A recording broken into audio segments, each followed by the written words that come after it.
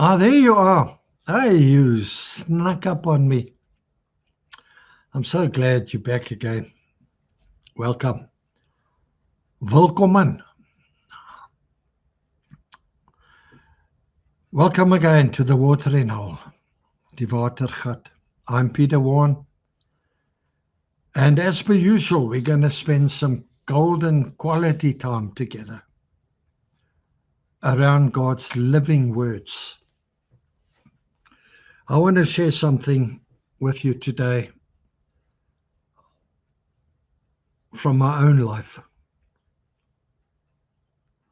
Some of you know this, but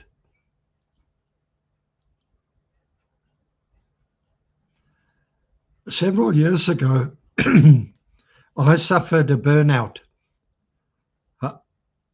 uitbranding. And I want to share my story with you today for two reasons. Firstly, to give God the glory and say, thank you, Father, for helping me and not leaving me there, but bringing me through. And then secondly, I want to share the story. Maybe it'll ring true with you or somebody you know and love. And maybe it'll help you to avoid burnout. In my next message, I'll talk about stress and managing stress. If you don't manage your stress will manage you. And before we get going today, let's commit our time to the Lord in prayer. Father, as I said, I thank you so much that you have helped me and you are still helping me and you will continue to help me recover from this burnout. I bring before you those who are watching, listening, who are maybe suffering symptoms themselves, who are maybe even burnt out and don't even realize it. I bring before you loved ones that we know and care for, who are in danger of burning out. Lord, would you come and help us today? May your truth strengthen us, empower us, and set us free. For your name's sake, in Jesus' name, amen. So, burnout, by way of a title, burnout and resilience, veerkragtigheid. I bravely share this embarrassing story because we need to talk about this stuff. I'm not a medical expert. This is just my take on what I've been through. About 7 years ago, after 40 years of full-time pastoral ministry, having just arranged the handing over of my latest church to a younger man, I suddenly found that I had hit the wall at a terrible speed. I'd lost my identity. I'd lost my value. I'd lost my purpose. I'd lost my confidence. I woke up one morning just weeping. No strength, no motivation to get out of bed. My life had collapsed, and it seemed there was no way back. I felt empty, nothing more to give, no longer able to carry the weight or handle the stress. I had run out of steam, lost all self-confidence, The only thing I wanted to do was withdraw from the world and sleep. I can't tell you how many times I said, Lord, please take me home. I'm done. Well, God meets you at your point of need. Even like mine, at your point of failure. He is faithful. He knows you. He knows your struggle. He knows your circumstances. He knows what you're going through. He stirred me, and I can only say this is him, to start with a full medical checkup. Now, this is very important because the condition you're suffering from might not be burnout. It might be something completely different. But the doctor confirmed that I had suffered a burnout. Apparently, it is similar to the nervous breakdown that some women get. To cut a long story short, God started me on a process of learning, of healing, and recovery. So, what caused my burnout? Several things. I had unrealistic expectations, and I did not manage my stress. Let's unpack each one. Unrealistic expectations. The national denomination that I was part of at the time, every time they met us, I would hear them saying, your sell-by date light is flashing. Are you not too old? They said it to everybody, successful or not. I heard them continually saying, you must succeed all by yourself. You're on your own. Now, when you hear those kinds of things often enough, I don't know what you are hearing, but hear what I'm saying today. If you hear it often enough, it takes hold of you. And these things I kept hearing, voices, just built huge stress in my life, as if I didn't have enough. I'd also, at that time,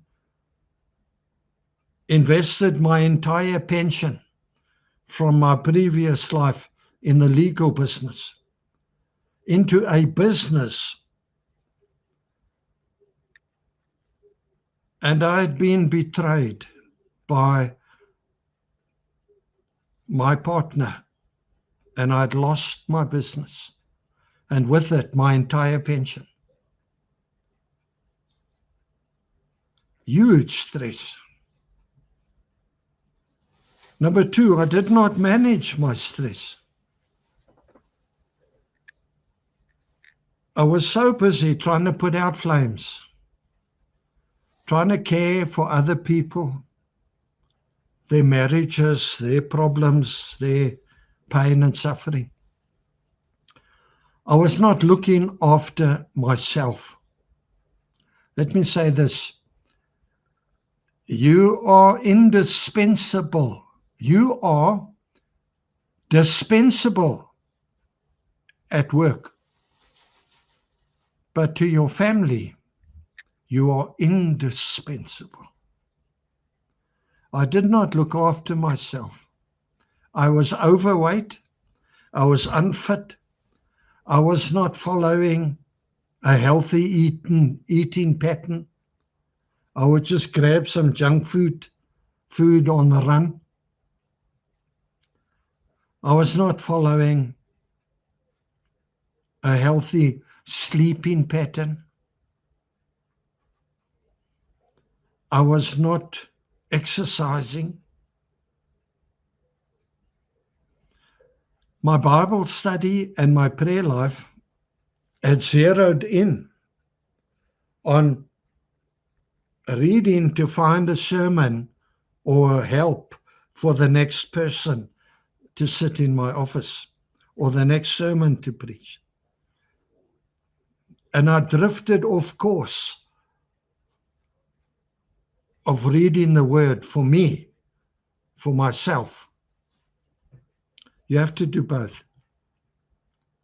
I had no support structure, as I said. Because of all the stress of having to succeed by myself, I did not delegate. Now, these are faults, I'm admitting them. If this is you, if anything speaks to you, hear me. And probably one of the most dangerous, I never took a break. I was the super pastor. So what had to change? All these things. I had to learn what I've just shared with you, what had brought me to this point. And I had to learn about a thing called resilience, bouncing back, veerkragtigheid, flexibility. What is resilience? Here is a definition. Resilience is the ability of a person to bounce back and to learn from setbacks and moments of intense pressure. Resilience is a mixture of values, convictions, and a positive attitude.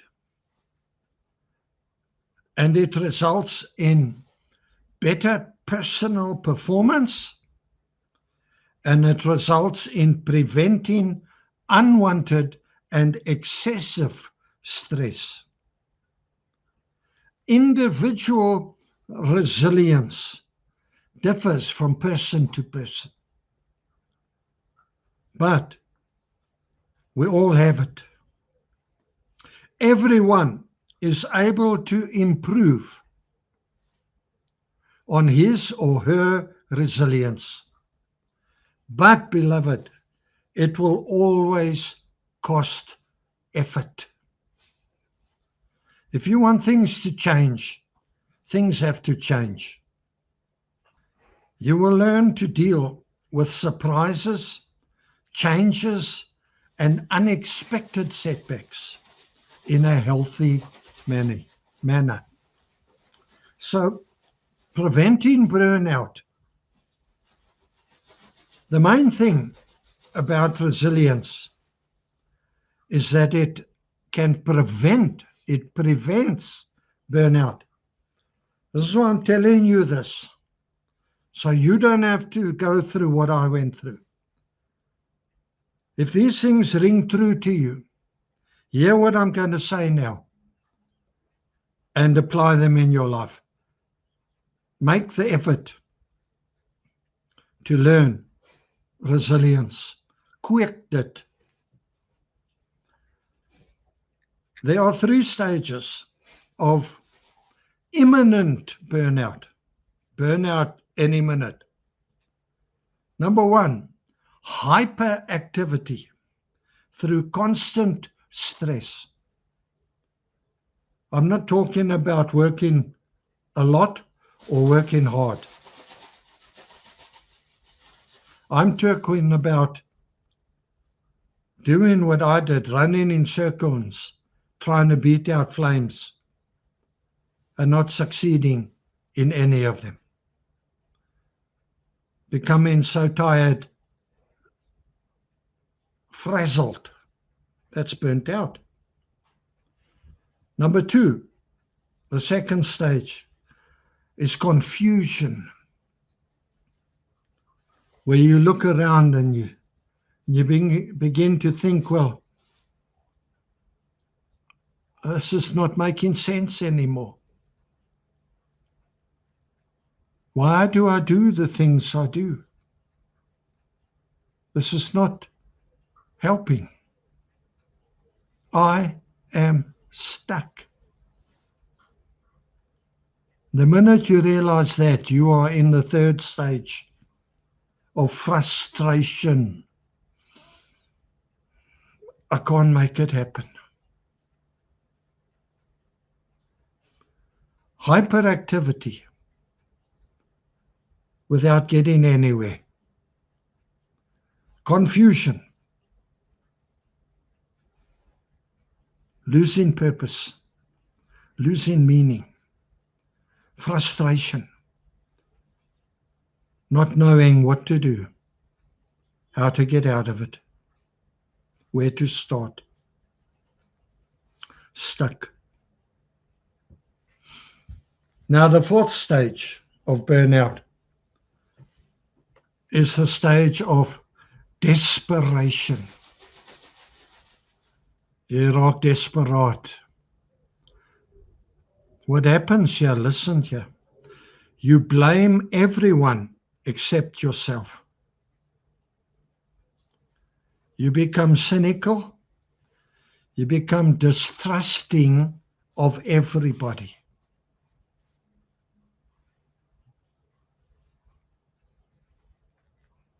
Then fear sets in, and you begin to ask, how could I let this happen? How do I recover from this? My friend, at that stage of desperation, the devil loves you to make impulsive decisions. Beware of impulsive decisions and wrong choices in this stage. There is a fifth stage to burnout, and it's your recovery stage. Recovery stage, we'll talk about that. But the danger of burnout is that there is no easy or quick fix to burnout. If you reach that stage, it will take you a minimum, apparently, I'm not the expert, it will take you a minimum of 1 or 2 years to recover. You might have to hand over a lot of work. You might have to say no to a lot of things. You might have to, when you actually can, face it. You might come back and work only 2 days a week, gradually getting better. But burnout is so deadly. Apparently 20% heal completely. 20% never heal at all. You're gone. The 60% that bounce back do so, but never heal completely. There's always this stress trigger. So let me close with this. My road to healing. I had to self-reflect and analyze. How did I get here? I had to take responsibility for that and stop blame shifting. I had to self-discipline myself. And I'll tell you, my friend, baby steps is how it works. Just get moving again. Learn how you manage your stress. Apparently, there are 5 ways you build stress and explode like a volcano and dan sit verby. Or you manage your stress by doing something sweaty. You go to the gym, or you go for a walk or a run. Or you withdraw from your situation through earphones. Sometimes there's nothing on the earphones.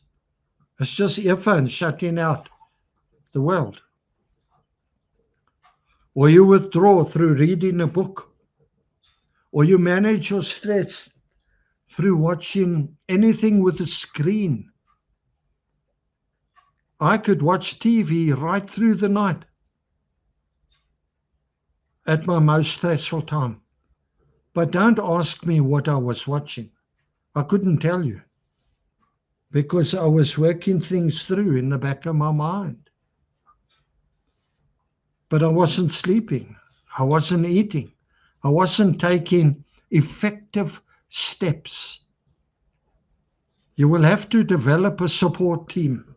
I thank God that my burnout was during COVID. And so programs like Zoom and Google Meets and that became the order of the day. And God led me to join those. You need other people.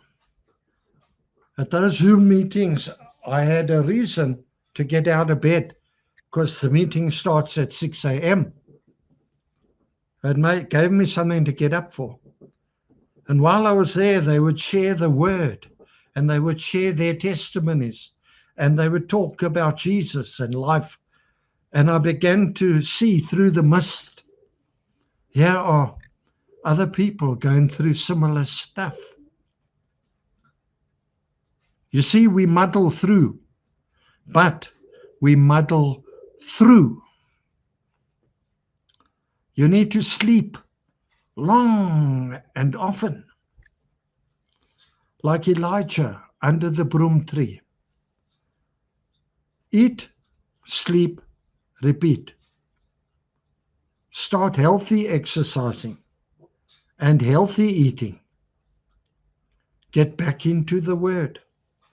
Bible, baby steps. Get back into prayer. I'll tell you what, many is the time I would lie in my bed and say, Lord, I should pray, but I've got no strength to pray. I can't get there from here. And you know, the Lord impressed on me later that every time I said that to him, that was a prayer. I'm talking to him. And the last one, you need to take active steps to rebuild the relationships that you've ignored or messed up. Your marriage, your children, your friends. You need to apologize. Meet with them one-on-one. Apologize. Tell your story. Take the punch. Ask them to walk with you. So that's it. If this message is talking to you, be encouraged. You're not in this alone. With the right stress management, the right recovery therapy, and with competent support and counseling, with a renewed prayer and Bible study life, you will succeed. There is hope after burnout. You might want to revisit this message. There's a lot of stuff I shared with you. But for now, let's just pray. If you can, join me as I pray. Father, I want to thank you from the bottom of my heart somewhere in that pit, I called out to you, and you heard my cry, and you came running, and you helped me, and you are still helping me. And I have every trust that you will continue to help me. Thank you, Father. I'm so grateful. But I bring before you now, Lord,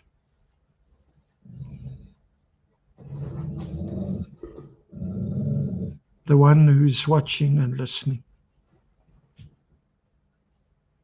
who is in this situation. I ask, Lord, that you would just pour your love out upon him, upon her. I pray, Father, that even if they can't pray, Lord, stir their conversation with you. I don't know how to pray this any further, but I just confess that you are God and you never leave us alone. And you are our shepherd, and even when we are caught in a thorn bush somewhere, you use your shepherd's hook to hook us and bring us out. And you carry us on your shoulder where our voice is close, our ear is close to your voice. Thank you that you are the good shepherd. Please come and take charge now. In Jesus' name. Amen. Well, that's all I have to say. It's a very powerful message. Embarrassing to talk about.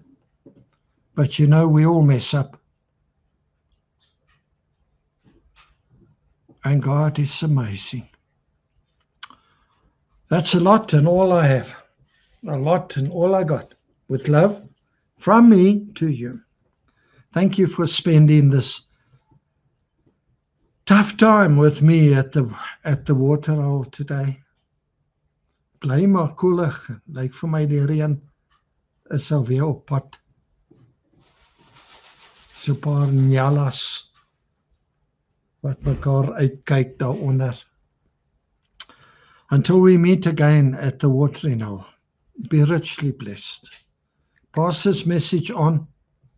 I'm sure there are thousands of people that are so tired, that are maybe even into those stages of burnout and have maybe even burnt out completely.